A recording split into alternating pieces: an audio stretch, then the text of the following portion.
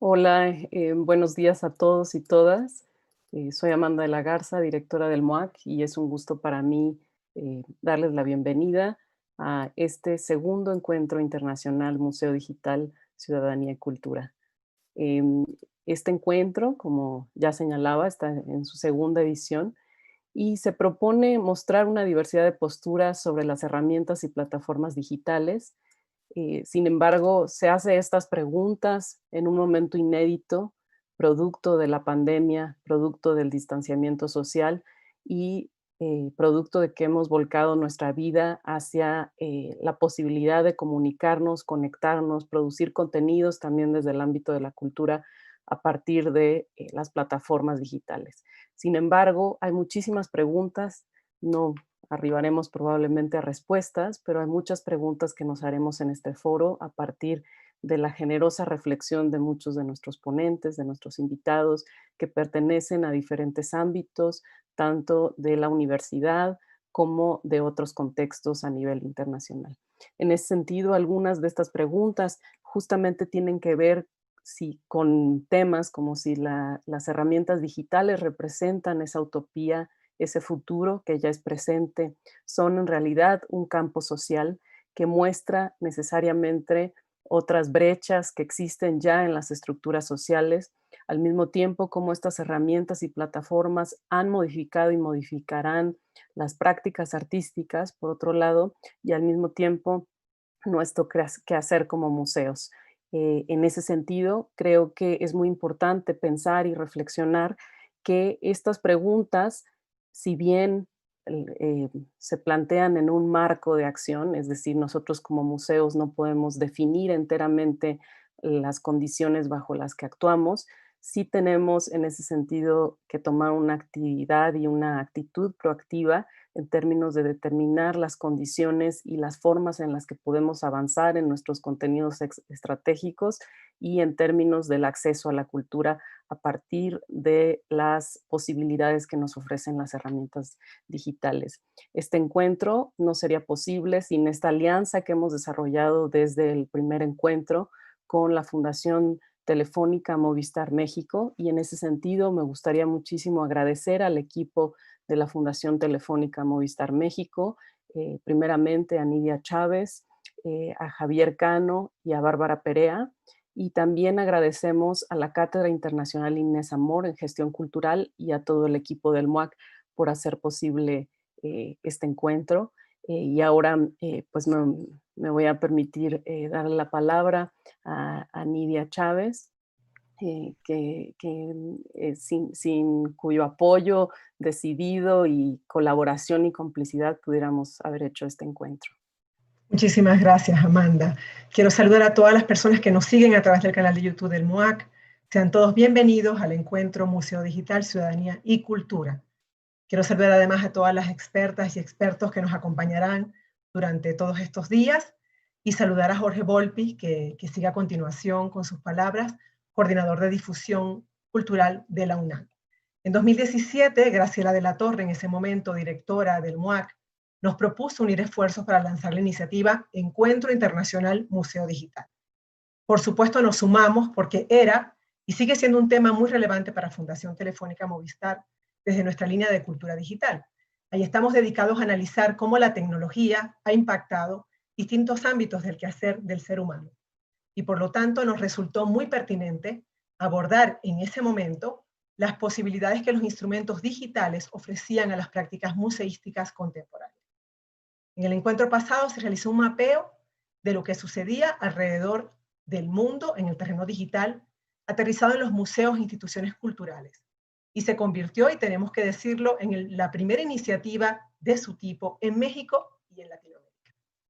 En ese momento se desarrollaron mesas de diálogos con expertos, estudios de casos de éxito, y precisamente Fundación Telefónica presenta en ese momento la temática relativa a los espacios de Fundación Telefónica en Madrid y Lima, reafirmando nuevamente que queremos entender y explicar los cambios que la tecnología provoca en el comportamiento de los individuos, las organizaciones y en las tendencias sociales, así como impulsar proyectos que ayuden a esta transformación digital, donde nuestro reto es ser referente en cultura digital e innovación. En 2019, además, tuvimos la fortuna de presentar en la FIL el libro Museo Digital, Futuro y Posibilidades, que resume nuestro interés en plantear interrogantes sobre los nuevos objetivos a los que se enfrentan las instituciones culturales. Este libro pueden descargarlo de manera gratuita en nuestro portal www.fundaciontelefónica.com.mx. Este 2020 se hace realidad el proyecto que comenzamos a organizar en 2018, una segunda edición del Museo Digital, esta vez bajo la línea temática del activismo y ciudadanía digital. Del 10 al 13 de noviembre celebramos Museo Digital, Ciudadanía y Cultura. Presentaremos nuevamente, por supuesto, ponencias magistrales, conversaciones con expertos, entre otros espacios de reflexión para analizar con la vista puesta en el presente y en el futuro, cómo la crisis global por el COVID-19 ha acelerado la necesidad de analizar desde el museo y como instituciones dedicadas a la divulgación de la cultura digital, cuáles son los elementos fundamentales para construir una ciudadanía y formas efectivas de acceso a la cultura en el mundo contemporáneo. En esta ocasión, Fundación Telefónica presentará la experiencia denominada Intangibles, una exposición digital de la colección telefónica. Hoy, frente a la pandemia, los objetivos del área de cultura digital de Fundación Telefónica siguen siendo liderar este debate y reflexión sobre las ideas que están cambiando al mundo.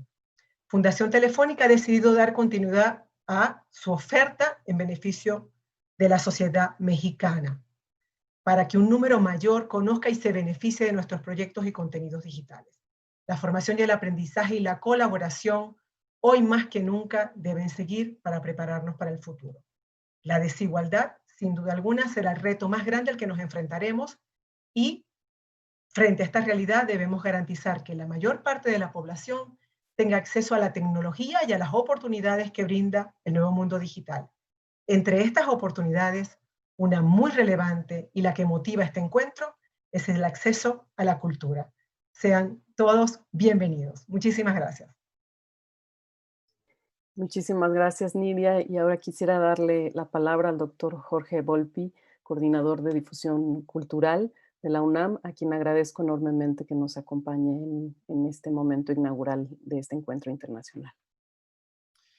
Muy buenos días a todas y a todos. Para la Universidad Nacional Autónoma de México es un enorme placer recibirlos y recibirlas para este encuentro Museo Digital.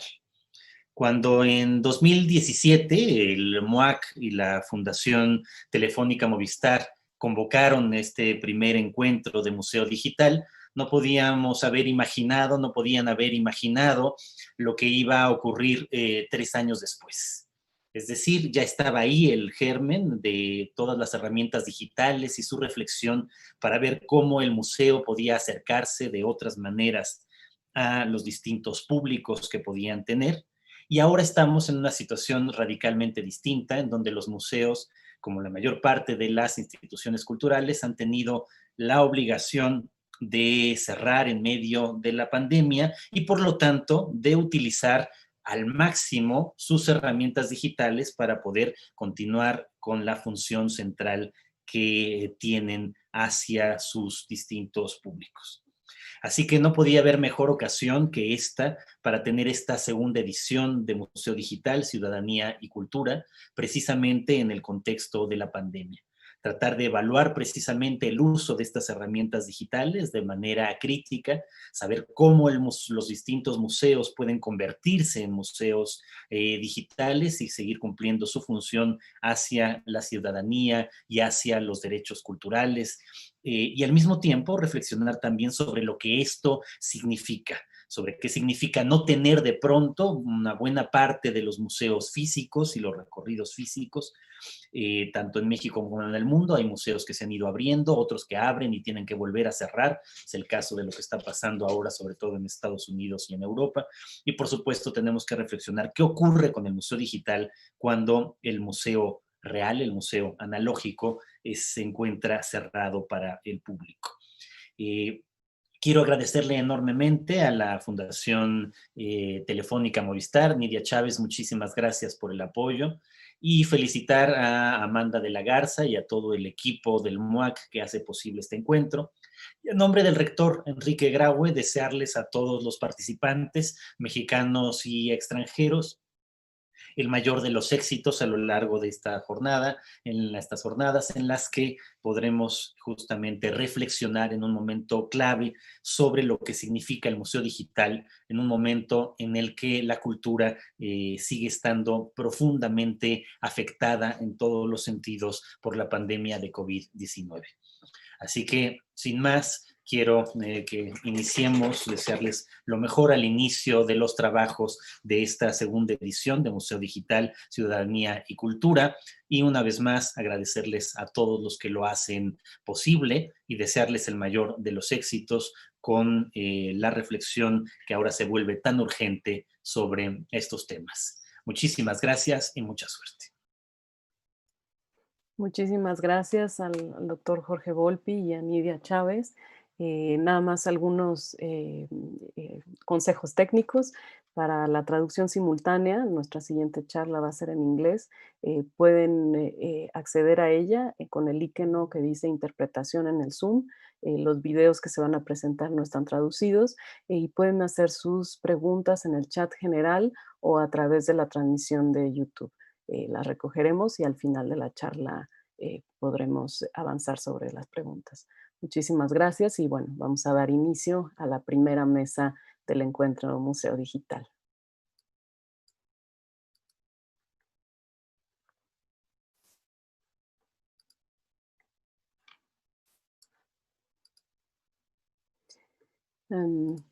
I would like to welcome, hablaré en inglés para mayor facilidad. I would like to welcome Sally Talent to this first panel and conversation, this keynote, our first keynote speaker. Sally, if you're there so we can see you, you can open now your camera. The host needs to open my camera. Oh, I see.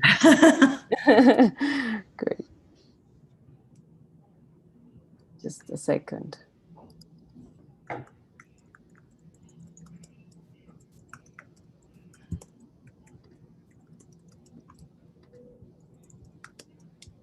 Here we are. Yeah, great. Thank you. Great. So welcome, Sally.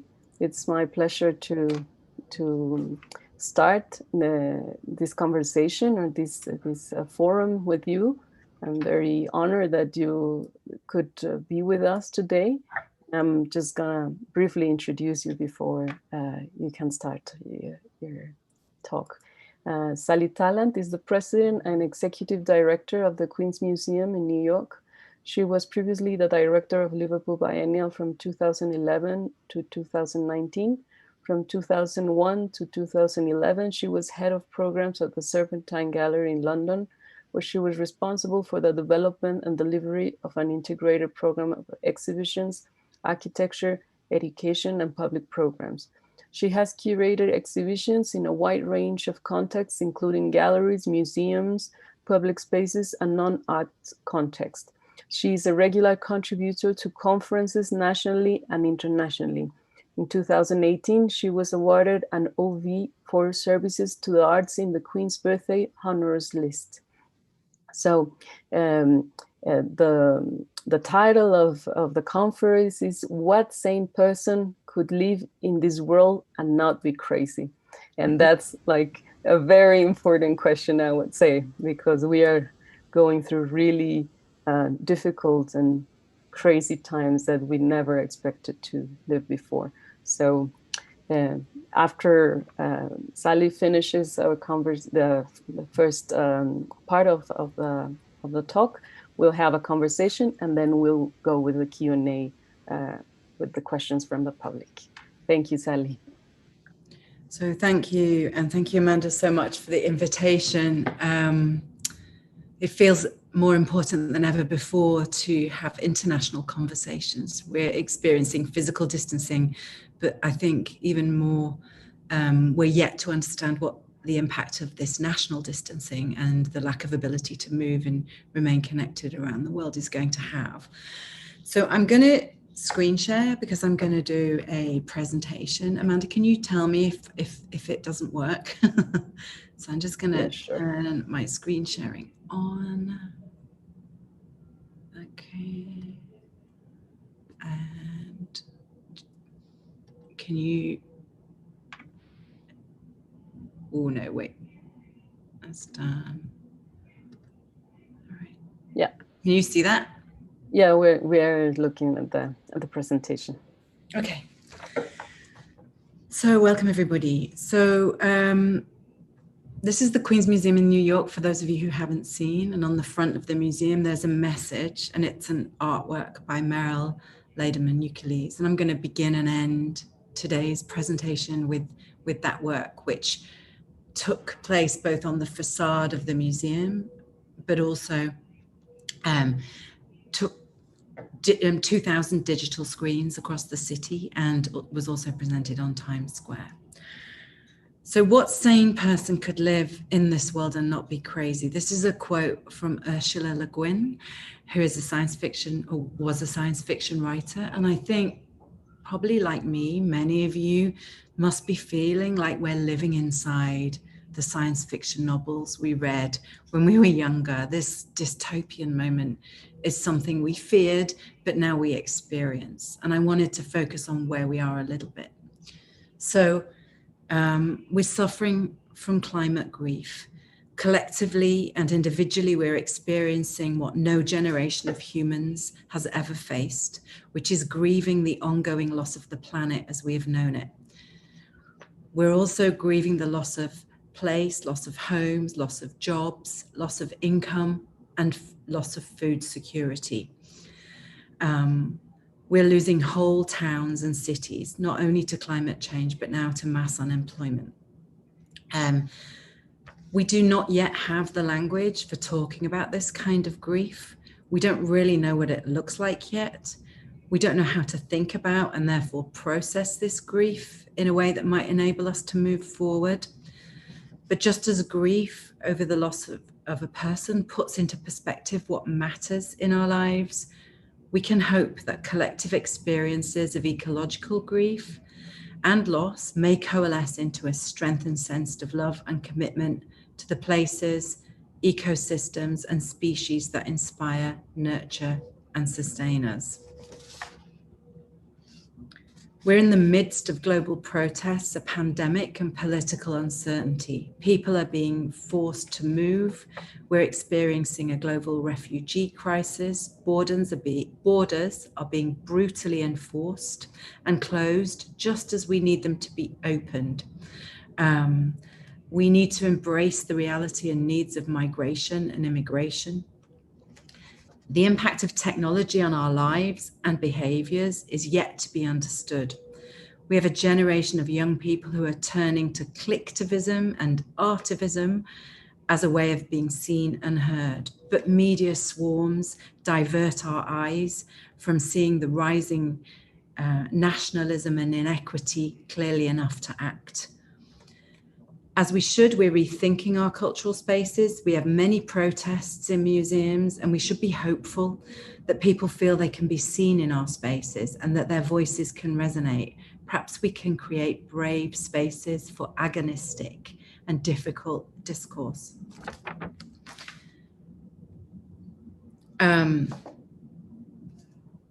So since March 2020, we've all been adapting to the new realities of physical and national distancing. And I'm going to talk now about the Queen's Museum, where we are, and some of the steps that we've made to try and remain connected with our communities at this time.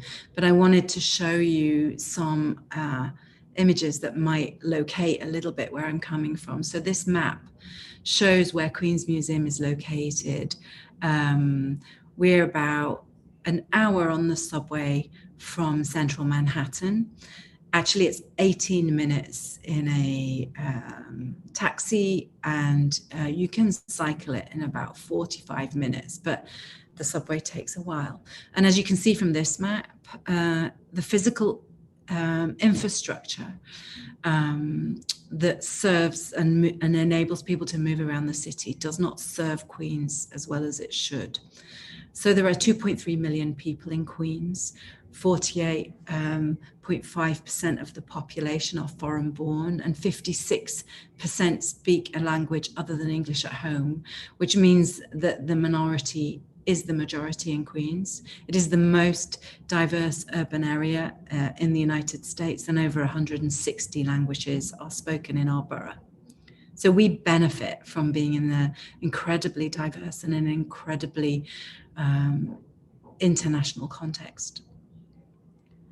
We've been working together as a team and with our communities to develop a model of a museum that's inclusive, that makes exhibitions and has education and talent development at its heart. We are interested in touring and co-commissioning, and we define ourselves as a people's museum or a community museum. We understand that technology and digital content need to enable us to flow better into the world and into our cities. And we've certainly learned in these last months more quickly how those technologies can both help us to connect with our communities, but we've also learned a lot about their limitations. So we want to be a hyperlocal museum connected to a global conversation, as I'm doing today with all of you. The building, I just want to give you a bit of history. So the building was built in 1939, and it's the only remaining building from the World's Fair. And the interesting thing about 1939 is that year was the Great Depression, and just before, you know, the onset of war. So it was a time of mass unemployment, and I think, people were really suffering from homelessness and loss of any kind of food security or any kind of security at all. And at that time feels horrifyingly relevant now as we plunge into recession and depression. So our collection at the museum that comes from 1939 may offer some tools with which we can understand the present. We were also the site of the World's Fair in 1964. And again, that feels very relevant with the backdrop of a civil rights movement and racial justice. We can learn from some of the material we have from that time, how we can bring our collection into sharp focus today. Between 1946 and 1950, we were the site of the United Nations General Assembly. So the Declaration of Human Rights was drafted at the museum. It was actually formalized in Paris, but Eleanor Rosenfeld did a lot of the work there. Also, UNICEF was founded in our museum, as were many other important organizations and decisions. And that political history, again, is something that we celebrate in terms of being a public and civic institution. We are home to the panorama of New York City, which is a model remaining from the World's Fair, and it is a 1 to 1,000 scale model of every building in New York. And it's interesting to think about how we might be able to activate that. And I think technology is an especially important tool for us to travel backwards and forwards in time to understand how the city has changed, what the challenges it's facing, and how we can bring it into the present. This diagram may be complicated because there's a lot of English there, but the reason I'm showing it to you is because I wanted to show the model of a museum we're creating. We want to put people and conversations at the heart of a porous institution. So we want to be an inclusive and accessible museum.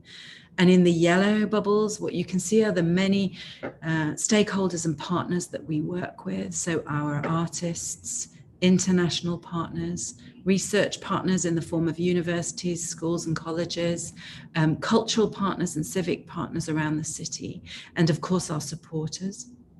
And our programs, instead of having departments, we are developing programs that come out of conversations with those stakeholders and communities and that respond to the needs of the time. And those needs include, thinking about justice, climate change, technology, and care and resilience at this moment. And in fact, we're thinking a lot about repair. We just had a thrilling, I hope, election result here, and but there is much repair to be done, and we have some very challenging years ahead. So these are the spaces in which we will work, and I know Amanda is interested to discuss situated practice. What does it mean to work in one place and to work from that place, but not to be provincial in the programming you make? This is important. So the communities that we work together with and that we serve have suffered disproportionately during the pandemic. Queens was at the epicenter in New York, and for many of our community, they do not have access to unemployment. They live in multi-generational and overcrowded housing. They do not have the ability to work at home, nor to congregate in the way that other people might to organize their time or to be able to live through this moment easily. And they have died in very rather large numbers, and they are suffering from now food insecurity, as well as the threat of eviction, because many cannot pay their rent. So I wanted to show you this slide, which talks about how many of those households have access to the internet. And we have a very high proportion of our communities who have cellular access but do not have internet access. And so for those families, it's impossible for them to work using the internet at home, or to access school online for their children, or to operate in many of the ways we've become accustomed to. And I think that whilst we have improved our ability to communicate online, it's also become very, very evident that we need to improve access to the internet for communities who currently are not well served. But also for us at the Queen's Museum, we've had to come up with creative ways to make sure that we also have analog solutions and can remain connected with our communities. These statistics, so 29% of households actually in New York have no broadband internet access. And I think that's just, 30% of Hispanic and Black New Yorkers lack broadband internet, and 22% of Asian residents. And these disparities track closely socioeconomic factors. It's also a digital divide in terms of age. So 42% of New Yorkers aged 65 and above have no internet connection. So how do we serve and remain connected with those people and also connect them at this time? The other thing that's become very defining for the Queen's Museum is that many of our communities are suffering from food insecurity. And so we've established, together with partners, a food pantry at the museum. So far, since June, we've provided food for over 13,000 families. And on every Wednesday, we have 1,000 families turning up to receive the food. In a first world country that is so wasteful, this supply chain is failing to reach the people who most need access to food at this time. And it's the same people who do not have access to the internet. So despite that, I wanted to present to you some of the programming we have been doing. So my team did an incredible job of switching very quickly to be able to remain connected, even though the museum was closed. So the education team developed programming that could be uploaded and printed out in multiple languages. We have activity sheets in Spanish, Bengali, Arabic, Korean, English, and Mandarin. We also have developed a program called La Ventanita, thinking about the screen, but also thinking about windows. And we've been collecting drawings from school children who are currently isolated at home and also bored of looking at the screen all the time and trying to learn online. We've been working with our teens. We have 120 teens who have developed guides for other teens looking at well-being and social justice. They're very politically active, and we want to support them in thinking about how they can be effective as they grow into civic responsibility and adulthood. We've been trying to do workshops online with very mixed outcomes. Some of them have been great, but I think that we could do much better, and we need partnerships with technology companies in order to be more effective and be able to produce work of the quality that we wish to distribute. And we've also been able to commission artists to make work, and that's very important. How do we support our ecology at this time? How do we make sure that our artists and our educators are being paid to make work and somehow finding a way both to live but also to present their work online? And then we made a very large digital commission across the city. So I'm just going to run you through a few of those. And you can find all of these on our website, and I hope that you take the time to upload them. Most of them are in Spanish as well, so you should be able to read them without translation. And I'd be happy for you to distribute and use them as much as you can. That we want to connect and we want to pool our resources. La Ventanita has been a really moving project where both adults and children have been talking to us about what they've been experiencing and sending in drawings, and we'll be making a large exhibition of those drawings and the kind of journalistic record of this period of the pandemic once the museum is fully reopened. Our workshops for recent immigrants to New York, the new New Yorkers, have been incredibly popular. And interestingly, we've been having people attending those workshops from all over the world because Zoom has enabled us to collapse geography, which has been very exciting. And I'm hoping that that is something we can learn from and take forward into the future. We were able to commission artists, as I said, to make rapid response works. And I'm going to show you a small section of a poem that was written by a collective of poets based in Queens. We're not going to do the Spanish translation. There is text here. I hope it works for you, but I'm only going to play a minute or so of it so that you can just get a feel for some of the work that's been happening. Let me just take this forward.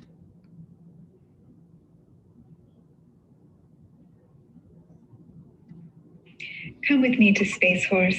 Here is the wild unplaced. Wait, sorry. I'm going to take her. Against all that would separate you from me. Me standing separate from you used to be futile sport. Back against the glass, nose in a well-worn book, library bound from Bryant Park to Flushing. Who even dares remember such a time? We were passing bliss by, passing meadows by, as now was already on track to becoming then. In the book I held between my hands, a 7-line story. It seems the veil between the living and the dead is loose. We turn life into a precious, hoarded thing, a diminishing stockpile we line up around the block to replenish. Oh, the things we do to feed our families. Every venture out in the open air, a calculated risk. We know not everyone will survive, yet each breath insists the world is ours. This world is still ours. Even if all the things you return to look different now, the handprint on your window, the overgrown yard, where a neighbor you never met spent most of his time. Summer doors will still swell. Believe you me, this heat will call back good places to hide. Where are you, world? Window, portal, blank page before me, a waking sieve. Just a twilight lamp flicker toward a doorway. Door leads to air, mirror, On the desk, a photograph, mother bronze and swelled in sepia, whispered that disappeared, here now. I wanted to show you that because we found that poetry has created incredible intimacies and enabled people to feel very connected, even though we have been sheltering at home now or working, and many people have not really left their homes for the last 8 months. Oops, I just need to try and get to my next slide. We've also learned effectively how to make online publications. And I think this is something amazing. We made a publication for our last exhibition, which you can look at online. It includes texts, it includes exhibition shots, and it includes audio content, interviews with artists. And I think for the team, this was pretty exciting because it's enabled us to think about whether or not we will do publications in the future and how we can better use online as a way of online publications as a way of disseminating information. Also the possibility of translation. This is available in many languages in a way that we would not ordinarily be able to do.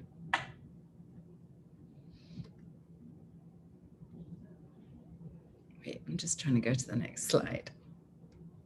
Oh, okay. No.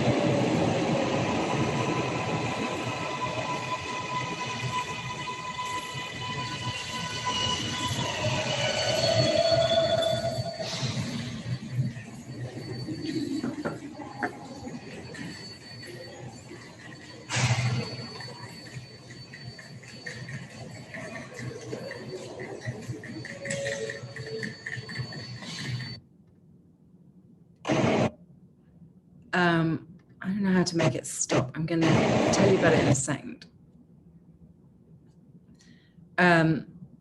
So the image I just showed you relates to the facade of the museum. Meryl Latimer-Nucleus is an artist who works through social practice, and we did a solo exhibition of her work in 2016 at the Queen's Museum. When the pandemic first began, we started to think about her practice, which has acknowledged invisible labor and infrastructural labor. She spent many years working in the sanitation department of the city of New York. And in speaking to her, we asked her how she would like to acknowledge and thank the service workers, the invisible workers who keep New York working and keep the city alive. And so we made a collaboration between the Queen's Museum, Times Square Arts, which is what I'm about to show you, and the MTA Arts Program, which was the image that I showed you before. And her message, which is the same message that she said to all of the sanitation workers in 1979, is, "Dear service worker, thank you for keeping New York City alive, F forever."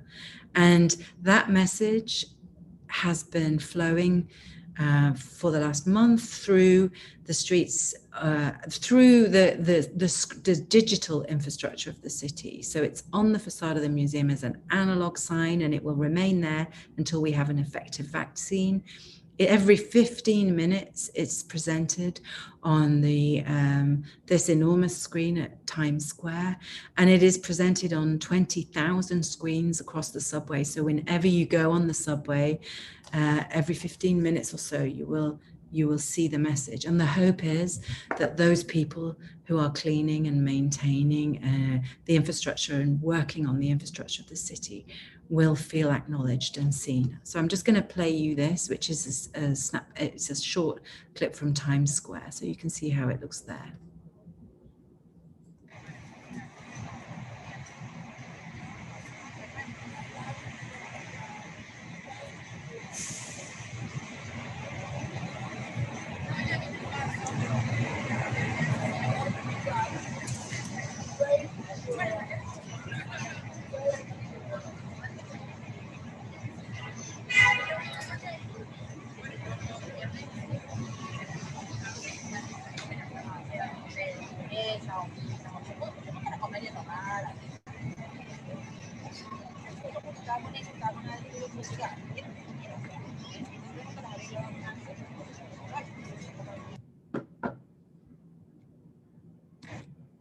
Whoops. Okay, wait.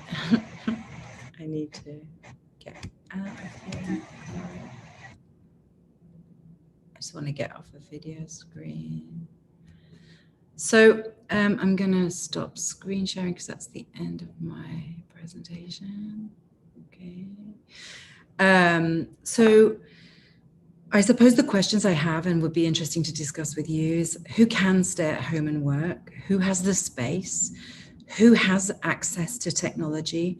Who is eligible for unemployment and benefits? And who and what do we choose to value at this time? And how do museums respond to the responsibility we have as civic and cultural institutions to make sure that the well-being of our citizens and our publics is best served at this time? You know, it is important that we find ways to express what's happening to us and also think about the kind of mental health and well-being of our communities and ourselves. I think we've been struggling like everyone else, and we're struggling now because the virus count is rising in our communities again, and it's interesting to think about what we've learned around technology, but it's also interesting to ask a bigger question about how will we survive and will we survive? Yes, thank you, Sally, for your presentation. There's like many aspects that I'm interested in going further with the conversation. And we discussed this a little bit before in another conversation we had last week. And but I think you outlined some of the key worries I also have in relation to the museum, despite that the context might be different. But on one hand, one thing that I'm very interested in, like if you could develop a little bit more around it, is this notion of the hyperlocal, which is related, of course, to this idea of a situated museum or situated, practice, so to speak.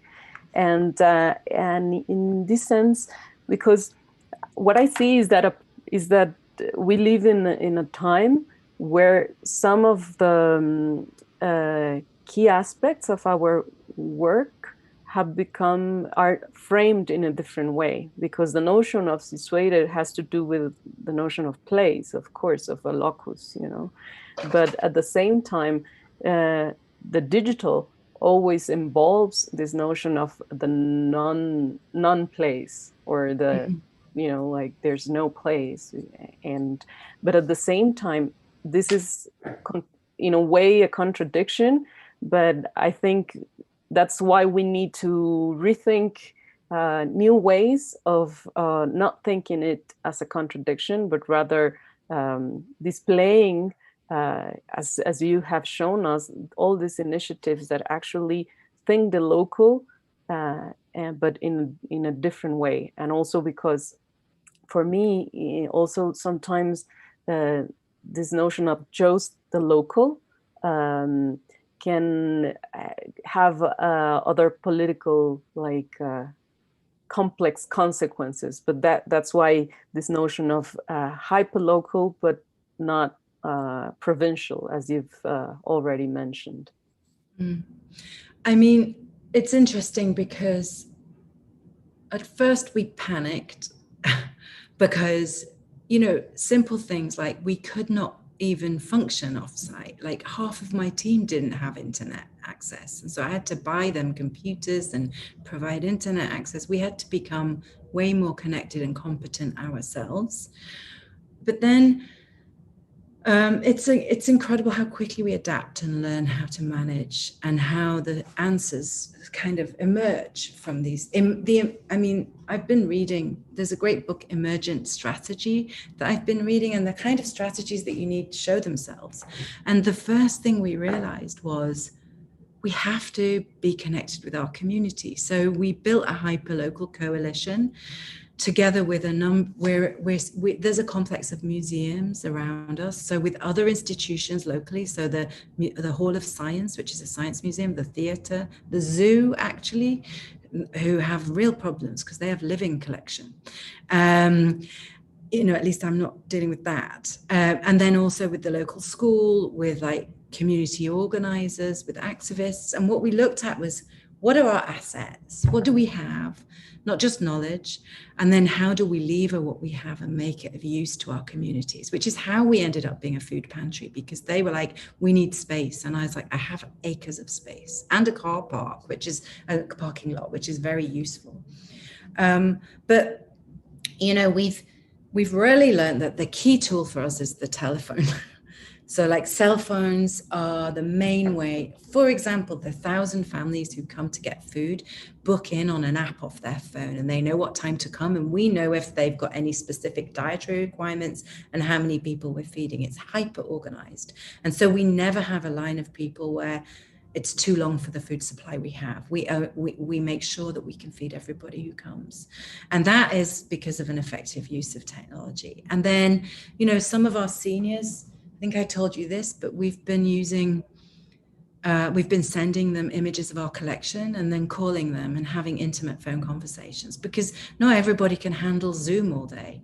So hyper locally, we've had to understand what are the immediate challenges that our communities face, and how do we play our role in being part of that community. But then, as you say, what is our role nationally and internationally, and how are we part of a bigger arts ecology? And that, I suppose, technology has enabled that in the way that we're speaking today. And, I think we need to find strategies now to really weave some strong webs of connection that can make sure that we stay connected and learn from one another and exchange resources and exchange the knowledge that we have.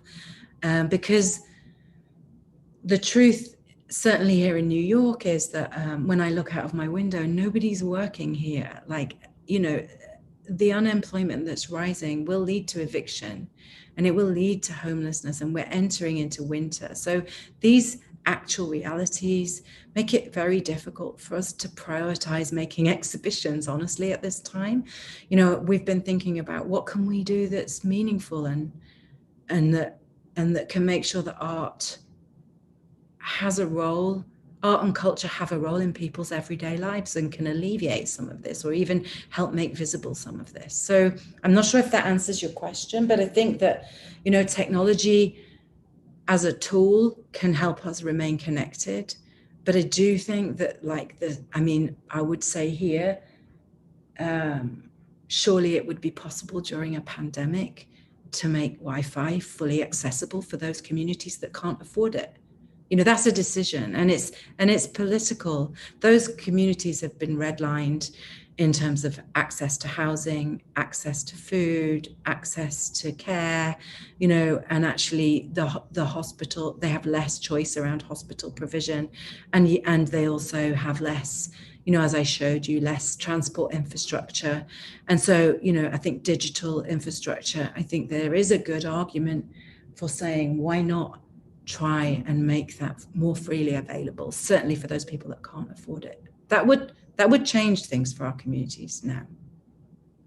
Yeah, I was actually in that sense thinking that you were answering to some other of the questions that no, that I have, but that it's like a lead to continue the conversation, because actually it's like this pandemic and us being thrown into this like digital production of contents and rethinking many aspects of our work, for me has to do with the notion of how the role of the museum is changing. It's not that we are like totally different institution, but nowadays we ask ourselves in a different way, what is the role of the museum? In that sense, I think that's also like sort of a contextual question for each museum, right? Because the place where museums are located or their function in society is also different. But in that sense, I was very, very interested in some of, especially in one of the programs you mentioned in your presentation, which is the museum not only producing content, but rather enhancing or serving as a platform for other, for example, teen activists, which is a population group which is hard to reach even though they are more connected than other, age groups, it's hard to reach. And in that sense, if you could tell us a little bit more about, of course, the program, but also like how is the museum providing this sort of platform on the one hand, on all the food supply you were talking about and the Wi-Fi access, but also like allowing the museum to be a place in a broader sense, like to develop other connections and other to put forward like a social agenda that it's relevant not only for the museum but rather for the community. So we the museum's very large. We have a lot of space, 150,000 square feet. So what we've been thinking about is how can we make that space available to people, like other organizations who may have lost their spaces at this time. And the teens, so our teens have grown at this time, and it's partly because I have an amazing staff who are really well connected, mostly because of that, but they've formed a teen council, and so there's a group of 20 of them that run the teens program, and then they are the ones that bring their friends and their colleagues and their generation into the museum, because obviously they know what's interesting to them. And they've been very concerned with well-being. They've been doing a lot of like self-care, and they've been producing self-care guides for each other, but they've also been doing a lot around racial justice and civic responsibility and community organizing, and all of that's been really amazing. And actually one thing we're just about to do, we're advertising at the moment for a young trustee, and I'm going to appoint someone under the age of 25 to join our board of trustees, so that and with full voting rights, so that they're part of the governance and decision making of the organization as well. And I think that's very exciting, also for me, because they will be my boss, effectively speaking. So those things about, what do we have and how can we share it? That has been very much at the heart of what we've been thinking. And, we've also been doing, Christine, who runs our shop, is a local entrepreneur, and she's been running a project called Esto, where she's working with local makers from Corona, largely in Spanish only, to make prototype products that will be brought to the market. So we're also trying to create economies for our communities because they need money. So how can we do that? I mean, the other thing we've done, Amanda, that was important is we made the museum free. So I removed ticket pricing at this time, which, I don't want financial barriers to keep people away. So yeah, I think it's through partnership with our communities and community organizations that we know best how to be relevant as an institution. We need them as much as they need us.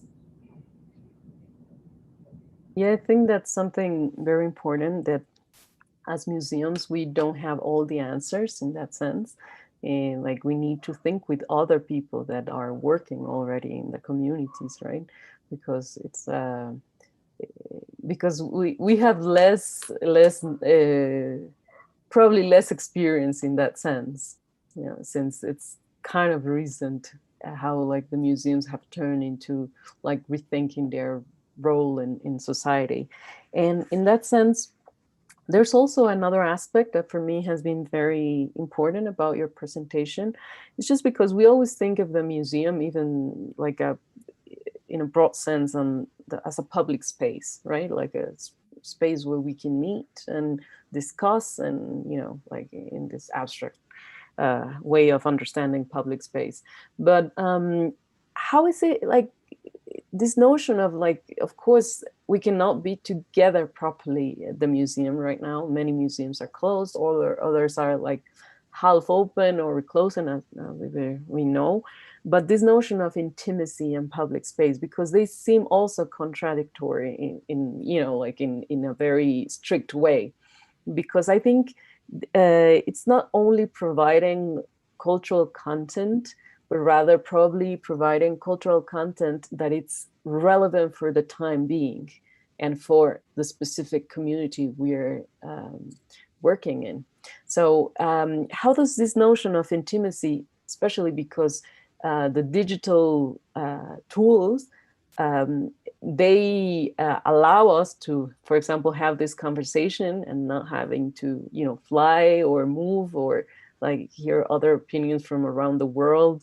But at the same time, of course, they imply some sort of lack of intimacy on one hand, and of course, like social distancing, which has a lot of implication in terms of human communication. And so if you could tell us a little bit more of this notion of intimacy, because I think it's very interesting and relevant, because rather maybe it has to do with working in a smaller scale, and also this sort of notion of social acupuncture instead of like in larger like sort of scale, which museums normally working in terms of like having loads of people into exhibitions or programs, or measuring success in that sense. I mean, I must say I feel lucky that we are not a great big museum. So I am, in like every city in New York, we have a weekly conversation, all of us together, all the museums.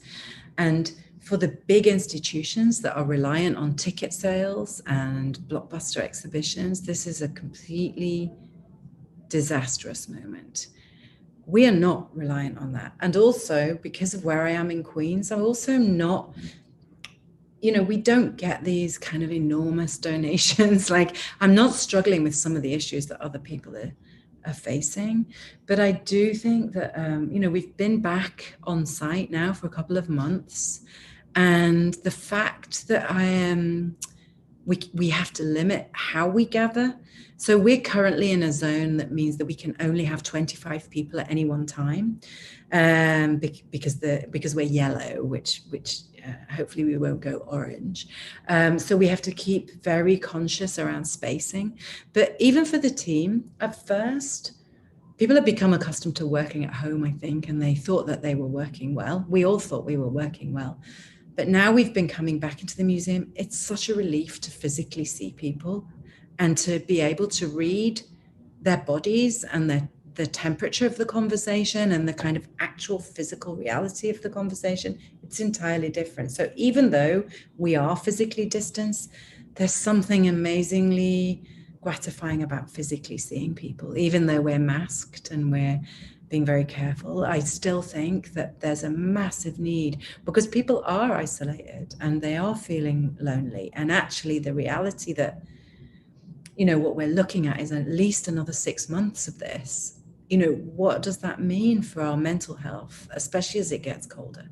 All of us, how do we survive this? And so I think small acts of public intimacy are what's necessary. So I'm doing a talk actually tomorrow on Wednesday on site, and it's only for 10 people. I kind of like it. It's kind of great and we can just do more of them. We just do more public acts of intimacy, and we just understand that we have to shift how we behave.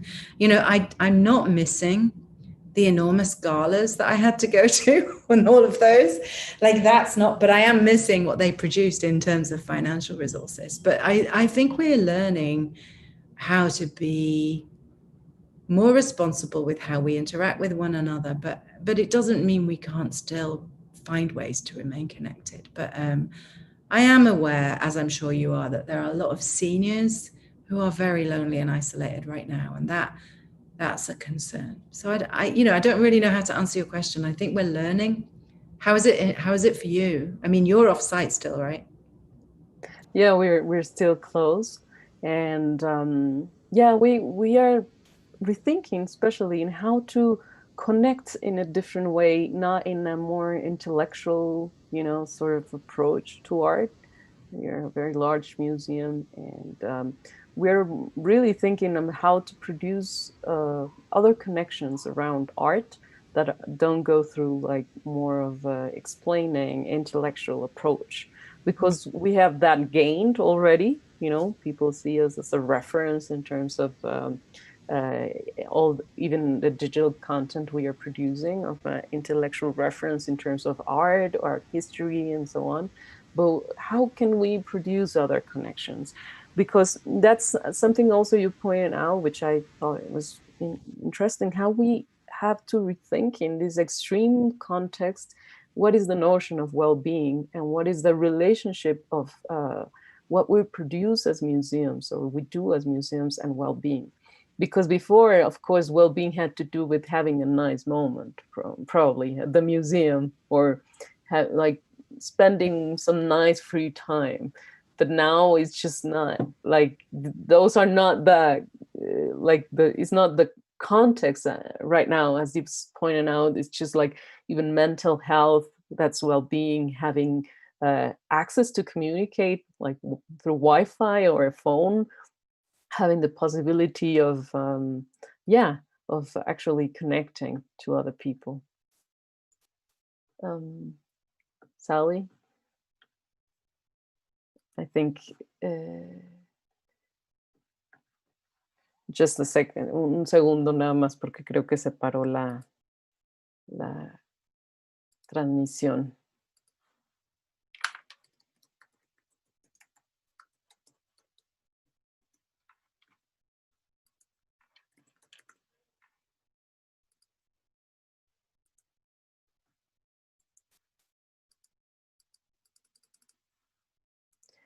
Tuvimos un pequeño problema técnico. Ahorita esperamos que Sally pueda conectar. Sorry, my internet connection fell away because they're doing construction in my building, which is really annoying. I know. Now we're connected to my phone, actually. Yes.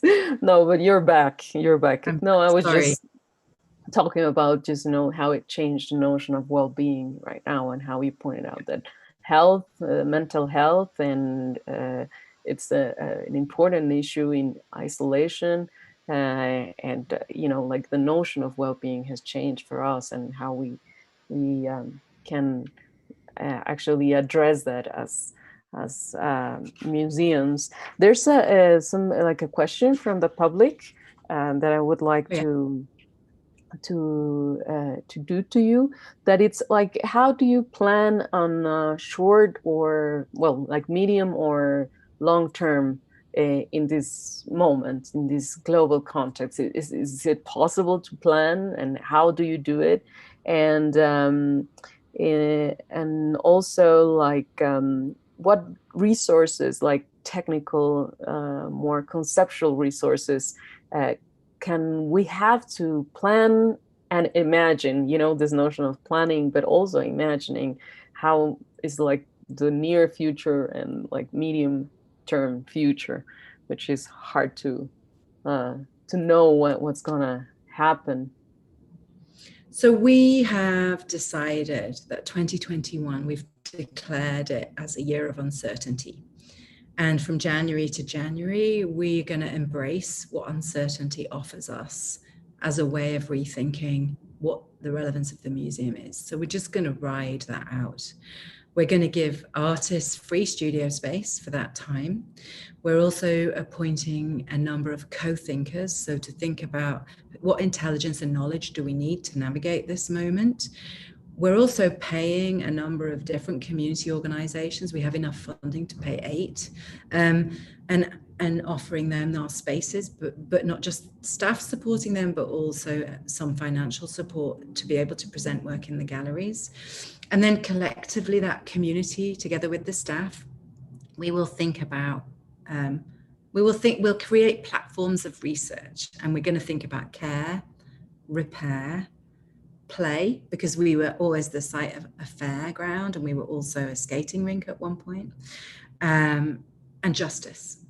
And then we will together make exhibitions. So when you visit the museum, you'll always see something, but it will change all the time. And you're going to be uncertain about what you're going to see. And we are totally uncertain about what we're going to make. But we're privileging putting all of the financial resources we can find into the hands of freelancers and artists at this time, so we can play our role in supporting the community. And I was able to do that with the support of 2 amazing foundations, so the Mellon Foundation and also the Rockefeller Brothers Foundation. And I've found that a lot of those foundations have stepped in and taken their responsibilities on at this moment. And then at the same time, because I'm anticipating that we will have a vaccine, and in 2022, we will be in a different place, we're also planning exhibitions for 22, 23, and 24. But we're going to like just go for this big mess of 21. Yeah, I think we agree that it's going to be the year of uncertainty. We are also like forcing ourselves in that sense, in this notion of adapting, being able to adapt, because normally larger institutions have a difficult time adapting to like changing circumstances or rapidly changing circumstances.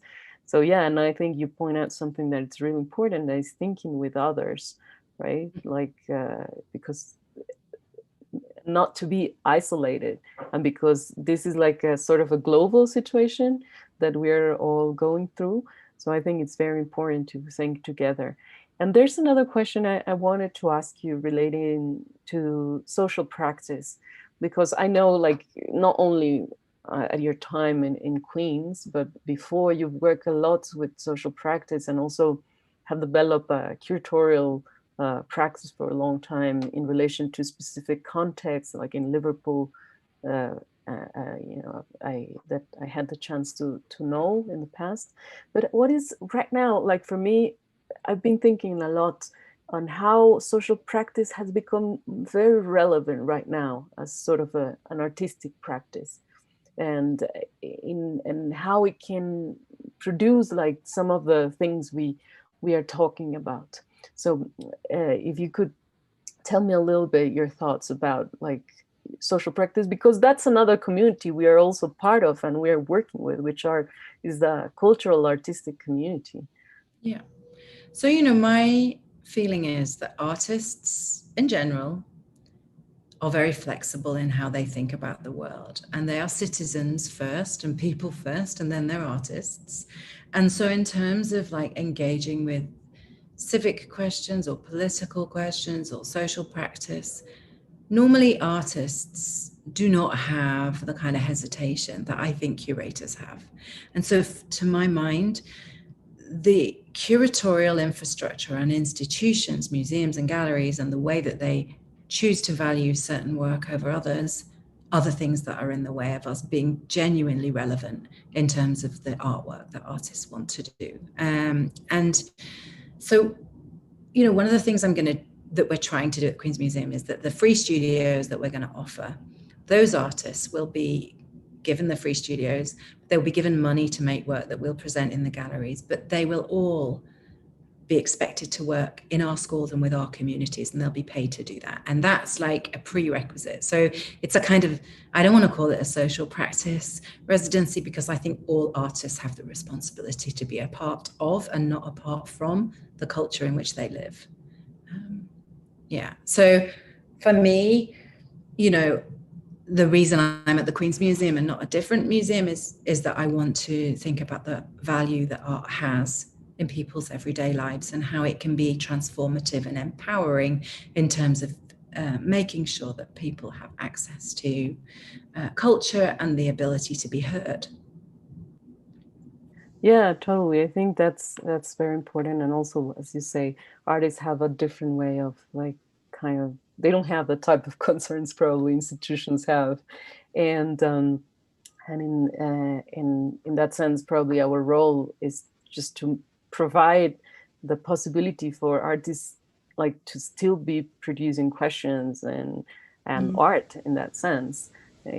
Considering that they are also like as citizens and as workers. They're parents, you know, they have families. I mean, most artists, we shouldn't be afraid to ask anyone if they'd be interested to go into a school. It's a privilege to have access to young minds, and, you know, it's a responsibility. It's not, you know, like I actually have found, you'd be surprised at the people who are very excited by that challenge, people you wouldn't imagine, because I do think we have to think, you know, the idea of communicating is why you make art at all. Yes, and just we're almost at the end of the conversation, but there's just another idea that I was thinking around the aspects you pointed out. That's how also the pandemics, of course, the closure of museums and the crisis we're living in, and of course, like all the digital tools have changed our notion of inclusion. Diversity, of course, there's Queens is, as you've said, is located in a very diverse community, that there's people from many different backgrounds. But this notion of inclusion also has shifted of how we, not in the sense of how we have to produce things in order to achieve this goal of being a lot more inclusive, and of course diverse in that sense, attending to the diversity of our ground or our location or the community, and how also it has shifted the notion of community, not in the traditional way of understanding rather digital communities or like sort of local communities, but rather how like it has transformed rather the notion of community in itself. Definitely. I mean, you know, the racial justice movement here following the murder of George Floyd, it was amazing to see people organizing using WhatsApp, Instagram, like quickly sharing the information they needed and being able to gather in public space instantly as a result, and then sharing footage and citizen journalism.